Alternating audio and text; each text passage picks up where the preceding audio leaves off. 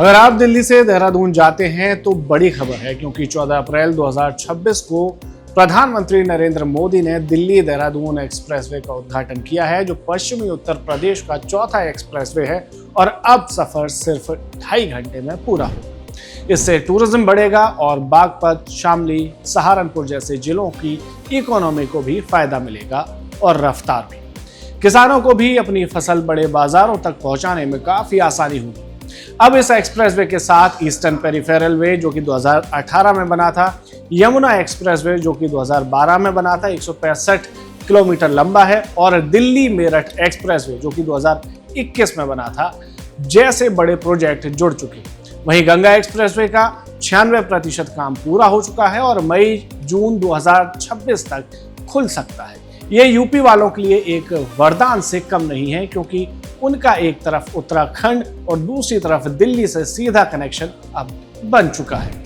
उत्तर प्रदेश में काम करने वाले सभी कर्मचारियों के लिए एक बड़ी खबर है। सीएम योगी आदित्यनाथ की सरकार ने 1 अप्रैल से न्यूनतम वेतन में अंतरिम बढ़ोतरी लागू कर दी है। यह फैसला नोएडा में हुए हालिया प्रदर्शन के बाद हाई लेवल कमेटी की सिफारिश पर लिया गया है। अब कंपनियां तय वेतन से कम सैलरी नहीं दे सकेंगी। साथ ही सरकार ने वेतन को 3 कैटेगरी में बांट दिया है: नोएडा, गाजियाबाद, नगर निगम वाले शहर और बाकी जिले। साथ ही 20,000 रुपए न्यूनतम वेतन वाली वायरल खबर को पूरी तरह से फेक भी सरकार द्वारा बता दिया गया है। पहले नॉन स्किल्ड वर्कर्स को 11,313 रुपए मिलते थे, यानी कि 435 रुपए प्रतिदिन।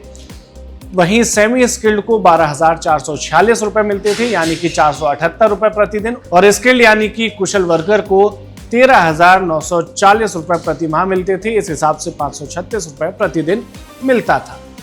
वहीं अब नोएडा, गाजियाबाद में अकुशल यानी कि अनस्किल्ड को 13,690, अर्धकुशल को 15,059 और कुशल को 16,868 रुपए मिलेंगे। नगर निगमों में 13,006 रुपए, 14,306 और 16,025 रुपए, और बाकी के जिलों में 12,356 रुपए, 13,591 रुपए, 15,224 रुपए तय किए हैं। सरकार ने साफ किया है कि यह अंतरिम बढ़ोतरी है। आगे वेज बोर्ड फैसला करेगा और सभी कर्मचारियों को समय पर सैलरी, ओवरटाइम, बोनस और सुरक्षा देना एकदम मैंडेटरी होगा।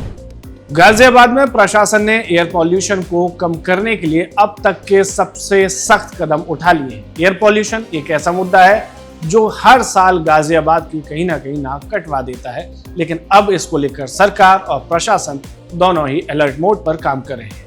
Commission for air quality management के आदेश के मुताबिक जिले की 385 रेड और येलो जोन फैक्ट्रियों को अब अपनी चिमनियों से निकलने वाले धुएं में पीएम लेवल 80 माइक्रोग्राम से घटाकर 50 माइक्रोग्राम करना होगा, जिसकी डेडलाइन 30 सितंबर तय की गई है। ये फैक्ट्रियां लोनी, ट्रोनिका सिटी और साहिबाबाद जैसे इलाकों में लंबे समय से फैक्ट्रियों का धुआं छोड़ रही हैं और पॉल्यूशन का बड़ा कारण भी बन रही है। खासकर सर्दियों में यही स्मॉग बन जाता है। पहले इन फैक्ट्रियों को 80 पीएम तक छोड़ने की अनुमति थी, लेकिन अब इसे करीब 35 से 40% घटाना जरूरी होगा। ये सूक्ष्म कण सांस के जरिए शरीर में जाकर फेफड़ों और दिल की बीमारियों को इनवाइट करते हैं। 55 फैक्ट्रियों को पहले ही नियम न मानने पर सील किया जा चुका है। अब ऑनलाइन मॉनिटरिंग सिस्टम भी सीधे सेंट्रल पॉल्यूशन कंट्रोल बोर्ड को डेटा भेज रहा है। 30 सितंबर तक नियम नहीं माने तो 1 अक्टूबर से कार्रवाई और फैक्ट्रियां बंद होना शुरू हो जाएंगी। इसके लिए 16 टीमें तैनात की गई हैं, जो फैक्ट्रियों को अब गाइड भी करेंगी कि कैसे पॉल्यूशन को कम किया जा सकता है। यूपी सीएम योगी आदित्यनाथ ने लखीमपुर खीरी को 1,234 करोड़ की 527 विकास परियोजनाओं की सौगात दी, जिसमें सड़क, शिक्षा और स्वास्थ्य जैसे सेक्टर्स शामिल हैं। चंदन चौकी और मोहम्मदी के मियाँपुर में उन्होंने थारू समुदाय, पूर्वी यूपी और बांग्लादेश से आए विस्थापित हिंदू परिवारों को जमीन के मालिकाना हक के प्रमाण पत्र दिए। पलिया तहसील के 34 गांवों में 4,356 थारू परिवारों को 5,338 हेक्टेयर जमीन का अधिकार मिला, जो 1976 से वहां रह रहे थे।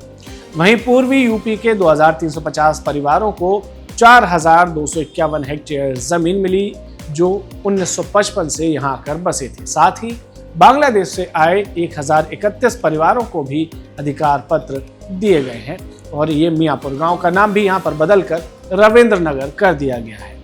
सीएम योगी ने कहा कि यह पीएम नरेंद्र मोदी के सबका साथ सबका विकास का उदाहरण है। उन्होंने सपा सरकार के समय दर्ज केस वापस लेने और विपक्ष पर आरोप लगाने के साथ ही पाकिस्तान पर भी तीखा हमला बोला।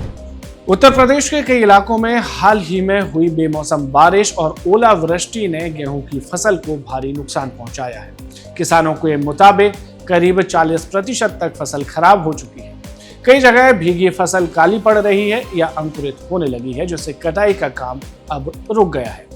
इस पर सीएम योगी ने तुरंत एक्शन लेते हुए अधिकारियों को फील्ड में जाकर नुकसान का आकलन करने और किसानों को जल्द मुआवजा देने के सख्त आदेश दिए। उन्होंने साफ कहा कि किसी भी तरह की लापरवाही बर्दाश्त नहीं की जाएगी। राजस्व और कृषि विभागों को बीमा कंपनियों के साथ मिलकर तेजी से काम करने को कहा गया है। जिन किसानों के घर टूटे हैं उन्हें मुख्यमंत्री आवास योजना के तहत नया घर मिलेगा और कृषक दुर्घटना बीमा योजना से अधिक मदद भी दी जाएगी। पिछले हफ्ते बारिश और बिजली गिरने से 20 लोगों की मौत हुई थी, 12 लोग घायल हुए थे और 33 पशुधन की भी हानि हुई थी, जिन्हें 24 घंटे में मुआवजा देने का आदेश दिया गया है। तो ये थी यूपी की हफ्ते भर की सभी बड़ी खबरें। हमारा ये सेगमेंट आपको कैसा लगता है हमें कमेंट में जरूर बताएं और देखते रहें वन इंडिया। नमस्कार। Subscribe to One India and never miss an update. Download the One India app now.